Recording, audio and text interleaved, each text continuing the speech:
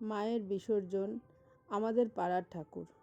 তোমাদের সাথে শেয়ার করতে একটু দেরি হলো। খুব সুন্দর করে আয়োজন করেছে এবছর। সত্যি প্যান্ডেলও যেমন ভালো হয়েছে আমাদের পাড়াতে, তেমনি ঠাকুরও খুব ভালো হয়েছে। আর যে প্রসেশনটা বেরিয়েছে ঠাকুর বিসর্জনের দিন, সেটাও ভীষণ সুন্দর হয়েছে।